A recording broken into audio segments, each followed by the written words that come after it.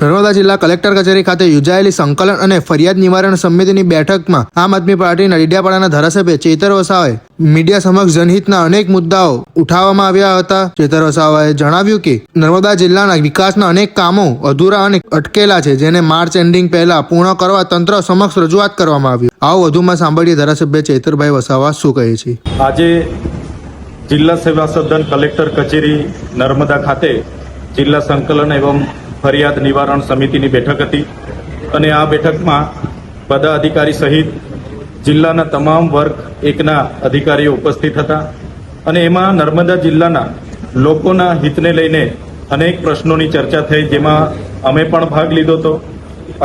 જે પ્રકારે અમે ભાગ લીધો એમાં નર્મદા જિલ્લામાં જે પોષણ સુવિધા યોજના અંતર્ગત જે આંગણવાડીમાં મેનુ કયા પ્રકારનું છે એ બાબતનો પ્રશ્ન હતો। ત્યારે એ મેનુ અને એક વિદ્યાર્થી દીઠ, એક બાળક દીઠ કેટલી રકમ સરકાર દ્વારા આપવામાં આવે છે, તો 25 રૂપિયા જેટલી રકમ આપવામાં આવે છે અને એના જે મેનુ પ્રમાણે એના જે દર અઠવાડિયે એમને પીરસવાનું હોય છે એ બાબતની અને એમના જે ફૂડ બિલ છેલ્લા 3 થી 4 મહિનાથી પેન્ડિંગ છે એને સત્વરે એનું નિરાકરણ આવે એવી વાત કરી છે। એની ગ્રાન્ટ હાલમાં નથી, ગ્રાન્ટ આવે એના ચૂકવણા થશે એવું જણાવવામાં આવ્યું છે। એ જ પ્રકારે નર્મદા જિલ્લામાં એને ખેતીની જમીન કેટલી એને કરવામાં આવી છે, એમાં 73 એની કેટલી એને અને વેચાણ કરવામાં આવી છે એ બાબતની પણ આજે ચર્ચા થઈ છે। એ જ પ્રકારે નર્મદા જિલ્લામાં આદિમ જૂથના વર્ગ પર જે આવાસની યોજના છે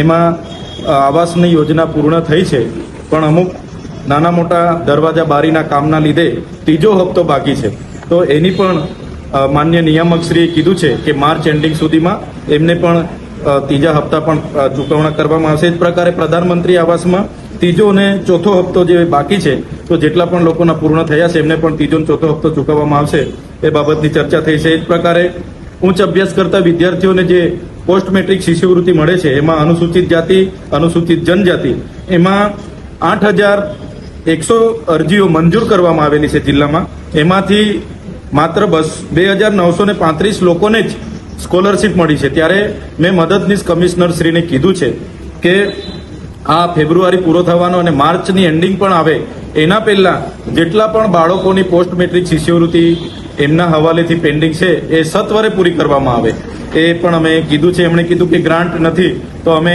સરકારમાં એમના મંત્રીશ્રીને પણ રજૂઆત કરીશું। આદિજાતિનું આટલું મોટું બજેટ છે ને અહીંયા ગ્રાન્ટ ના હોય એ તો ના ચાલે, એટલે અમે મંત્રી અને સરકારને પણ વિધાનસભામાં આ બાબતનું ધ્યાન દોરીશું। એ જ પ્રકારે કુંવરભાઈ મામેરામાં પણ 511 જેટલી અરજીઓ મળેલી છે, એમાં 363 ને મંજૂર કરવામાં આવી છે અને બીજી પૂર્તતા છે એ પણ માર્ચ એન્ડિંગ સુધી પૂર્ણ થાય એ અમારી આજે માંગણી હતી। એ જ પ્રકારે ડેડિયાપાડા તાલુકાના સગાઈ રેન્જમાં આવતા અરેઠી ગામમાં વીજ કનેક્શન મેળવવા માટે ફોરેસ્ટ વિભાગ દ્વારા એમને પાણીપત્રકના દાખલા આપવામાં નથી આવતા, એ પણ આપવામાં આવે એની પણ આજે વાત કરી છે। વન વિભાગનું જેટલું પણ કામ હોય, એ ચાહે વન તલાવડી હોય, એ ચાહે વૃક્ષારોપણ હોય, વનીકરણ હોય, એમાં મશીનરીની જગ્યાએ માનવીઓને જ્યાં પણ માણસો છે એમને રોજગારી પૂરી પાડવામાં આવે એની પણ આજે ડીસીએફ સાહેબ સાથે ચર્ચા થઈ છે। એ જ પ્રકારે જે ખામથી ગાળદા, ડેડિયાપાડાથી ચીકદા, શંભુનગરથી ડેડિયાપાડા, ડેડિયાપાડાથી માલસામોટ રોડ પરના બ્રિજો અને ફુલસરથી દુથર જે વન વિભાગ દ્વારા કામો અટકાવવામાં આવ્યા છે એમને પણ 2 દિવસની અંદર ચાલુ કરવામાં આવશે એવી માન્ય ડીસીએફ શ્રી દ્વારા અમને બાહેધરી આપવામાં આવી છે।